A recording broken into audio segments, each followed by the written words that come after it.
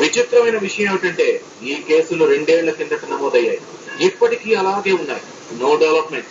కేరళ పోలీసులే నయం, విచారణ ప్రయత్నమైనా చేశారు. ఇక్కడి పోలీసులు అది చేయలేదన్న విమర్శలున్నాయి. యాంబే నిర్వాహకుల గుండె ధైర్యం అలాంటిది. మరి పోలీసులకు సహకరించడం చుక్కలు చూపుతున్నారు, విచారణకు ససేమిరా అంటున్నారు. కేరళ పోలీసుల విచారణ వరకు వెళ్లారు, కానీ వివరాలైతే రాబట్టలేకపోయారు. రేపటి రోజున యాంబే బోర్డు తిప్పేస్తే పరిస్థితి ఏమిటన్న భయం నెలకొంది బాధితుల్లో. అయినా ఏం చేయలేని దుస్థితి. ఆలస్యం చేస్తే యాంబే విషమవ్వడం ఖాయం.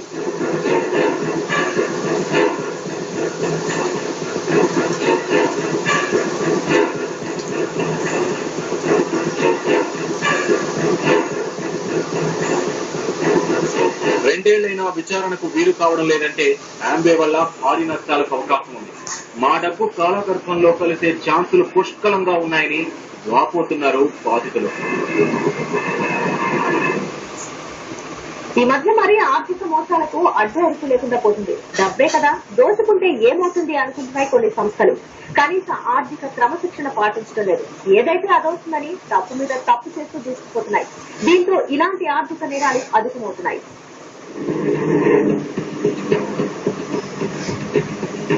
యాంబే డైరెక్టర్లను కేరళ పోలీసులు అరెస్ట్ చేయడంతో ఒక్కసారిగా ఏజెంట్లు, ఖాతాదారుల్లో కలవరం మొదలైంది.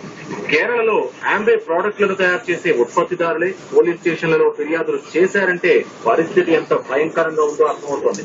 కంపెనీ తమకు వాగ్దానం చేసిన మేరకు ప్రయోజనాలు కల్పించడం లేదన్నది వీరి వాదన. కాస్మెటిక్స్, ప్రోటీన్ పౌడర్లతో సహా ఉత్పత్తులను పెద్ద మొత్తంలో కొనుగోలు చేయాలని బలవంత పెట్టడం ఎక్కువైందని ఏజెంట్లు ఆరోపిస్తున్నారు.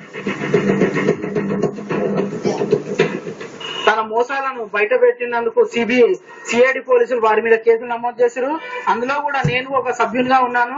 దాని గురించి నాకు కూడా తెలియక అందులో సభ్యుని అయినందుకు ఇప్పుడు ఎంతో బాధగా ఉంది. నాతో పాటు నేను ఎంతో మంది సభ్యులను కూడా చేయించాను. వారందరూ కూడా ఇప్పుడు మోసపోయారని అందరూ ఒక్కసారిగా అయిపోయారు. ఇది బహుళజాతి సంస్థ అని ఎంతో మంది ఇలా మెంబర్లు అయినారు. ఇటువంటి గొలుసుకట్టు వ్యాపారులను ప్రభుత్వం వెంటనే తగిన చట్టం ప్రకారం వారిని మోయించి బాధితులకు అందరికీ కూడా న్యాయం చేసే విధంగా ప్రభుత్వం చర్యలు తీసుకోవాలని మేము ఒక బాధితునిగా కోరుతున్నాము. యాంబే కార్యకలాపాలు గొలుసుకట్టు వ్యాపారం కిందకు వస్తాయి.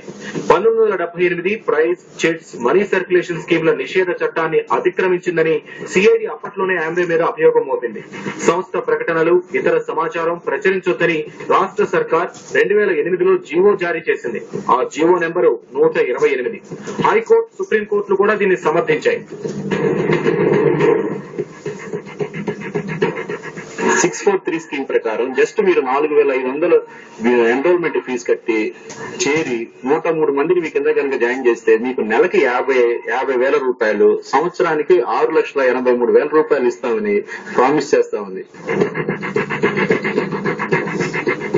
యాంబేపై ప్రభుత్వ ఆంక్షలు కాగితాలకే పరిమితమయ్యాయి. కోర్టులో ఛార్జ్ షీట్ వేయడంతో తమ పని అయిపోయిందని భావించడంతో యాంబే మళ్లీ విజృంభిస్తోంది. పీసీఎంసీఎస్, ఆర్బీఐ నిబంధనలను తొంగలు తొక్కుతోంది. డబ్బు చెలామణి ద్వారా సభ్యత్వ కార్యక్రమం చేపడుతూ తన ఉత్పత్తులను ప్రచారం చేసుకుంటోంది. ప్రజలను బెనిఫిట్లు, కమిషన్లు ఆశపెట్టి భారీ స్థాయిలో అట్రాక్ట్ చేస్తోంది. యాంబే యథేచ్ఛగా విస్తరిస్తున్న పోలీసులకు, ప్రభుత్వానికి ఏమాత్రం పట్టడం లేదన్న ఆరోపణలు వినిపిస్తున్నాయి. కేరళలో అరెస్టులు జరిగాక ఇప్పుడు సిఐడి అధికారులు ఆ సంస్థలో చేరొద్దని ఉచిత సలహాలు ఇవ్వడంతో చేతులు దులుపుకుంటున్నారని వాపోతున్నారు బాధితులు.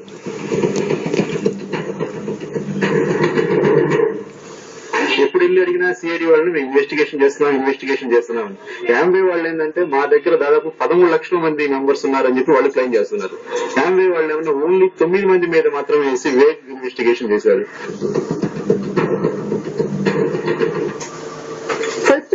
Short break.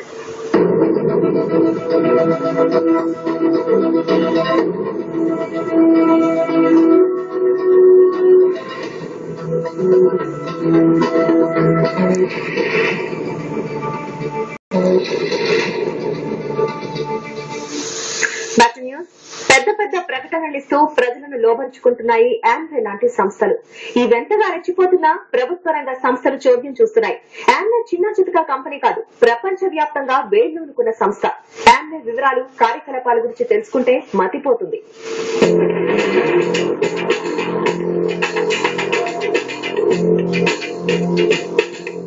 ఆమ్వేది మల్టీ లెవెలే కాదు, మల్టీ నేషనల్.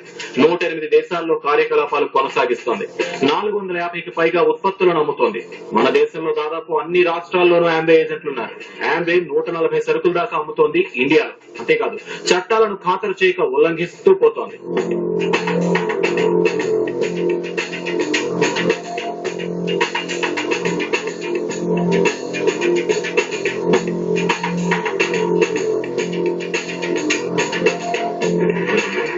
రాష్ట్రంలో వెలుగు చూసిన అభయ గోల్డ్, అక్షయ గోల్డ్ ఉదంతాలు పోలీసుల వైఫల్యాన్ని మరోసారి ఎత్తి చూపాయి. అడ్డు అదుపు లేకుండా ప్రజల నుంచి డిపాజిట్లు సేకరించాయి ఈ సంస్థలు. లేని కంపెనీలను సృష్టించి రియల్ ఎస్టేట్ వ్యాపారంలో నష్టాలొచ్చాయంటూ ప్రజలకు పుచ్చుటోపి పెట్టాయి. అగ్రిగోల్డ్, ఫోర్వేర్ గోల్డ్, కేఎంజే ల్యాండ్ డెవలపర్స్, జాతీయ స్థాయిలో పిఏసిఎల్ పెరల్స్, రోజ్ వ్యాలీ వంటి అక్రమ రాకెట్లు సరే. మైక్రో ఫైనాన్స్ సంస్థలు సైతం గొలుసు కట్టులో పేదలకు సరుకులు అంటగడుతున్నాయి. ఇలా రూట్ లెవెల్ కి చేరి రాంగ్ రూట్ లో ప్రజాధనం కొల్లగొట్టేందుకు ప్రయత్నిస్తున్నాయి ఇవి.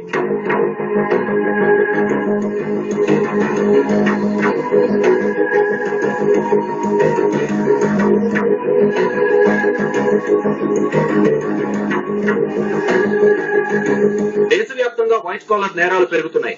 ఏ ఏడాదికి ఆ ఏడాది కేసుల్లో 10 నుంచి 20% పెరుగుదల. ఆర్థిక కార్యకలాపాలపై ప్రభుత్వ నియంత్రణ తగ్గింది. అడ్డదారిలో డబ్బు సంపాదించేందుకు ప్రయత్నిస్తున్న కంపెనీలు నానాటికి పెరిగిపోతున్నాయి. నిజానికి ఈజీ మనీ ఐడియా వ్యక్తులనే కాదు, పెద్ద పెద్ద కంపెనీలను ప్రేరేపిస్తోంది. దీంతో ప్రైవేట్ ఫైనాన్స్ సంస్థలు పుట్టగొడుగుల్లా పుట్టుకొస్తున్నాయి. నిరుద్యోగం పెరగడంతో యూత్ కూడా ఇలాంటి సంస్థల వైపుకు అట్రాక్ట్ అవుతున్నారు. స్వతహాగా బ్యాంకులు, పోస్టాఫీసుల్లో వడ్డీ రేట్లు తక్కువ. వారు ఇచ్చినా తీసుకున్నా వడ్డీ తక్కువగా రేట్లుంటాయి. ఈ తరుణంలో అధిక వడ్డీ ఇస్తామని ఆశ పెట్టి బోగస్ కంపెనీలు ఎన్నెన్నో వెలుస్తున్నాయి. కొడితే జాబ్ పాట్ అన్న ఆశతో ప్రజలు కూడా ఈ అక్రమ సంస్థలను ఆశ్రయిస్తున్నారు. పులి చూపే బంగారు కడియం కోసం ఆశపడి వరదలో చిక్కుకున్న బాటసారి బతుకవుతోంది బాధితులది.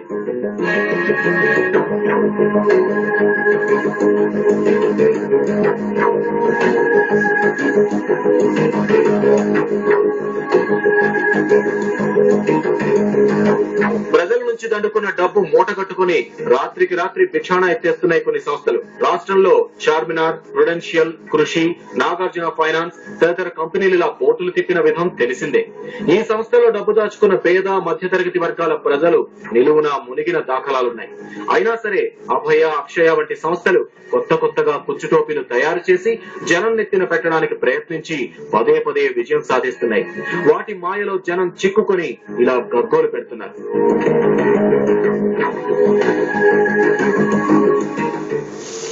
చైన్ లింక్ ఇదొక మాయాజాలం. గొలుసుకట్టు రూపంలో చేసే గోల్మాల్, రివర్స్ మార్కెటింగ్ టెక్నిక్. ఇది అంతకంతకు విస్తరిస్తుంది. చిట్టీల దగ్గర నుంచి పాలసీల వరకు చైన్ సిస్టమ్ వేలు పెట్టని చోట్లేదు.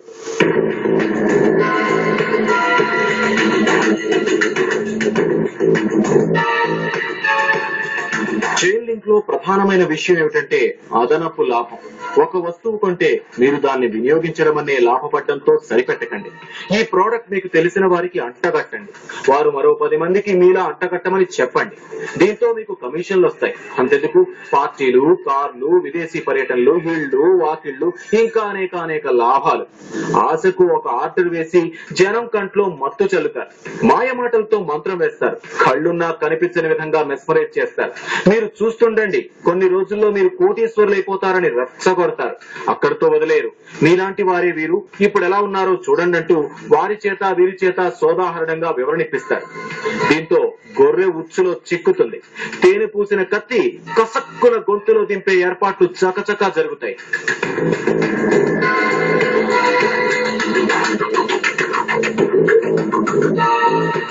మామూలుగా ఒక వస్తువు అమ్ముకోవడానికి సంప్రదాయ పద్ధతి ఒకటి ఉంది. అదేమిటంటే జనం ఆ వస్తువును వాడేలా ప్రచారం